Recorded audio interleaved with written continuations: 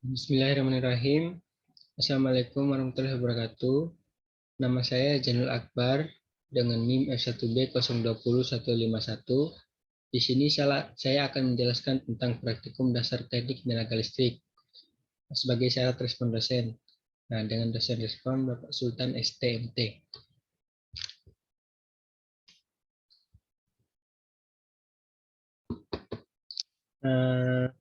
Di praktikum ini ada 4 percobaan. Percobaan pertama yaitu sistem transmisi dan distribusi tenaga listrik. Percobaan kedua, transformator satu fasa.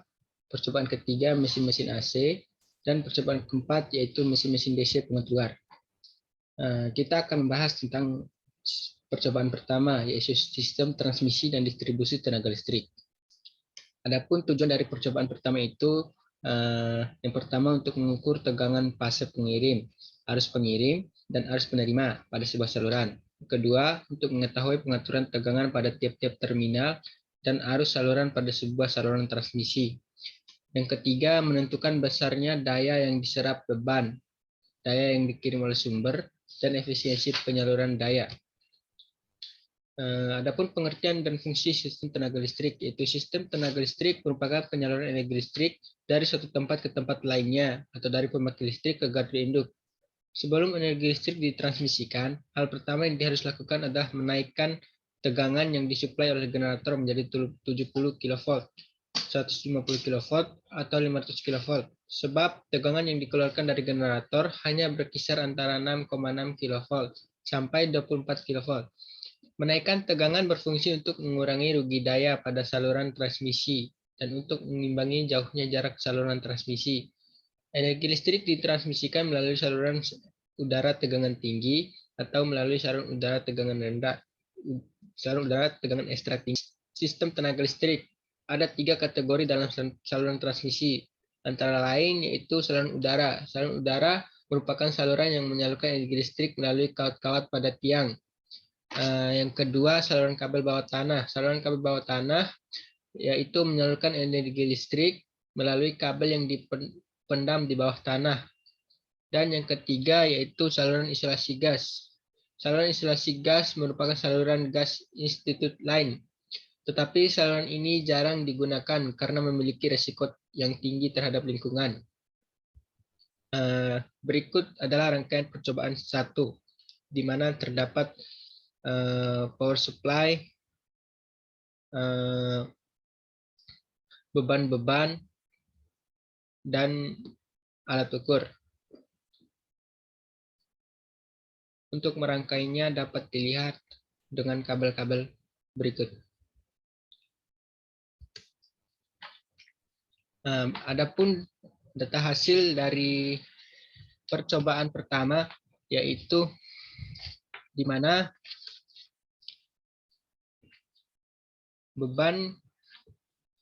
bebannya tetap. Kemudian berdasarkan tabel tersebut dapat dilihat bahwa ketika nilai beban yang tetap dan beban L yang semakin meningkat, didapatkan nilai pada tegangan terima konstan, sedangkan pada tegangan kirim didapatkan nilai yang semakin meningkat. Hal ini dikarenakan nilai tegangan beban yang lurus terhadap arus dan beban. Untuk nilai arus kirim didapatkan semakin kecil karena diikuti dengan arus terima yang juga semakin kecil. Hal tersebut terjadi karena nilai arus yang berbanding terbalik dengan beban. Kemudian untuk nilai faktor dayanya serta nilai pada daya beban mengalami penurunan ketika nilai beban R konstan dan L semakin besar. Kemudian kita masuk kepada percobaan kedua, yaitu transformator satu fasa. Adapun tujuan dari percobaan 2 ini yaitu yang pertama untuk menentukan tegangan primer transformator dan tahanan dalamnya pada arus primer tertentu. Yang kedua untuk menentukan tegangan sekunder transformator dan tahanan dalamnya pada arus sekunder tertentu. Dan yang ketiga membandingkan nilai tahanan dalam transformator pada sisi primer dan sisi sekunder. Adapun pengertian dari transformator adalah suatu alat listrik yang dapat memindahkan dan mengubah energi listrik dari satu atau lebih rangkaian listrik ke rangkaian listrik yang lain melalui suatu gandengan magnet dan berdasarkan prinsip elektromagnet. Penggunaan transformator dalam sistem tenaga memungkinkan terpilihnya tegangan yang sesuai dan ekonomis untuk setiap keperluan. Jenis-jenis transformator. Transformator yang pertama itu transformator daya. Transformator daya memiliki peran sangat penting dalam sistem tenaga listrik. Transformator daya bertegangan tinggi dan berkapasitas besar, menimbulkan persoalan dalam perencanaan isolasi ukuran bobotnya. Yang kedua yaitu transformator distribusi. Transformator distribusi digunakan untuk mengubah tegangan menengah menjadi tegangan rendah. Yang ketiga yaitu transformator pengukuran. Dalam prakteknya tidak ada menghubungkan instrumen, alat ukur, atau peralatan kendali langsung ke rangkaian tegangan tinggi. Transformator instrumen umumnya digunakan untuk mengurangi tegangan tinggi dan arus hingga harga aman dan dapat digunakan untuk kerja peralatan. Dan yang keempat, transformator step up. Transformator step up adalah transformator yang memiliki lilitan sekunder lebih banyak daripada lilitan primer, sehingga berfungsi sebagai penarik tegangan. Dan yang terakhir yaitu transformator step down. Transformator step down memiliki lilitan sekunder yang lebih sedikit daripada lilitan primer. Berikut adalah contoh rangkaian dari transformator. Rangkaian ini terdapat sumber per meter, voltmeter digital, dan lilitan. Adapun rangkaiannya dapat dilihat seperti berikut.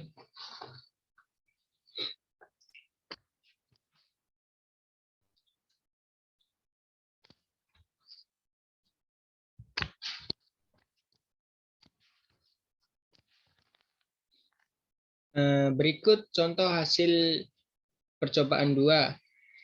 Berdasarkan tabel tersebut, dapat diketahui bahwa semakin besar nilai pada arus, maka akan mengakibatkan nilai tegangan semakin besar.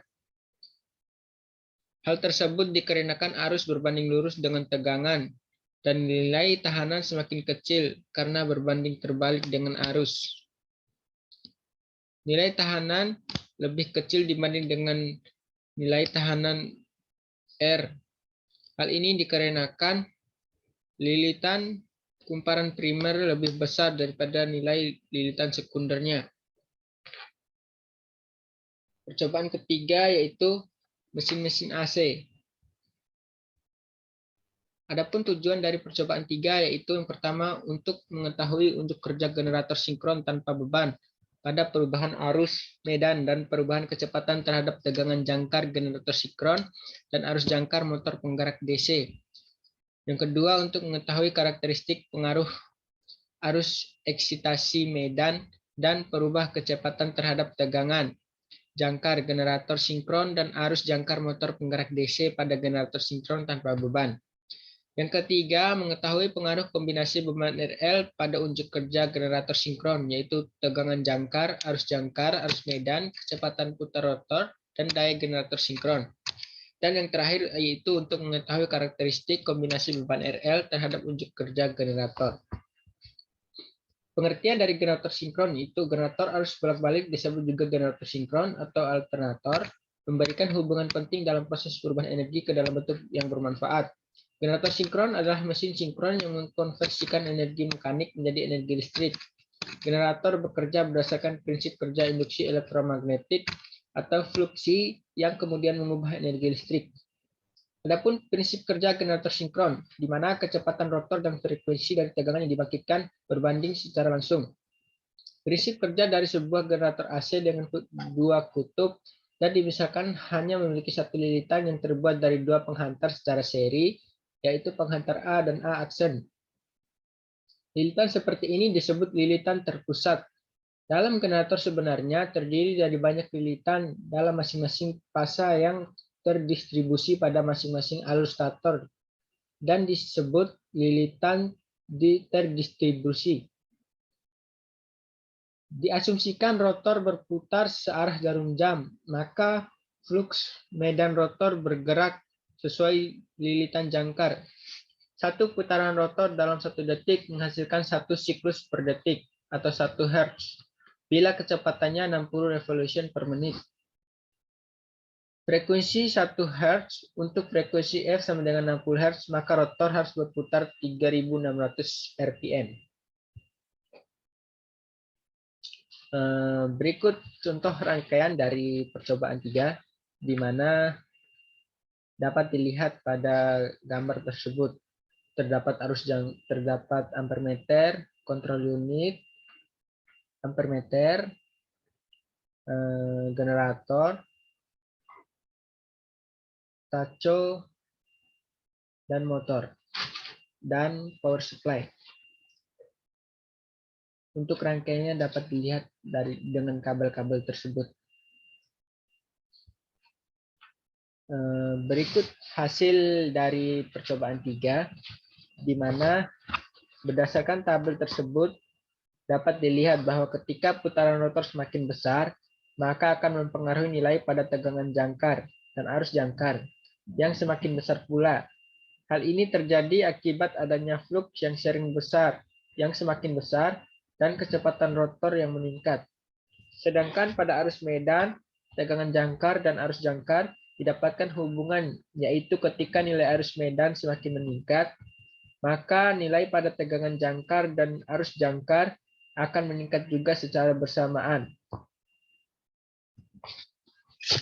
Kemudian lanjut pada percobaan terakhir, yaitu percobaan 4,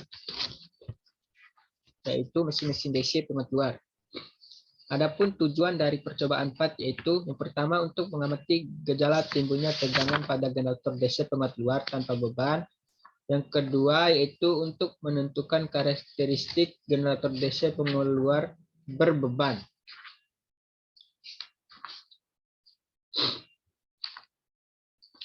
Adapun pengertian dari generator DC yaitu generator DC merupakan suatu sistem listrik dinamis yang mengubah energi mekanik menjadi energi listrik.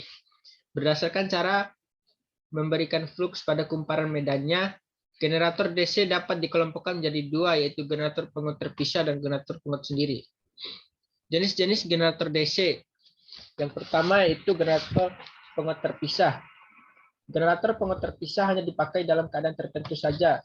Dengan terpisahnya sumber arus kemagnetan dari generator, berarti kecilnya arus kemagnetan tidak terpengaruh oleh nilai-nilai arus ataupun tegangan generator. Yang kedua yaitu generator penguat sendiri. Generator penguat sendiri memperoleh arus kemagnetan dari 2 generator sendiri.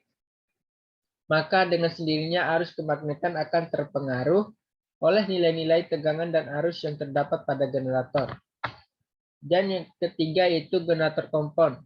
Generator kompon adalah generator arus searah yang lilitan penguat magnetnya terdiri dari lilitan penguat shunt dan lilitan penguat seri.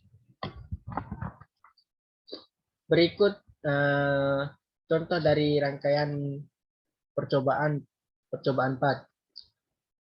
Dapat dilihat di sana ada beberapa ampermeter, kontrol unit, resistor, dan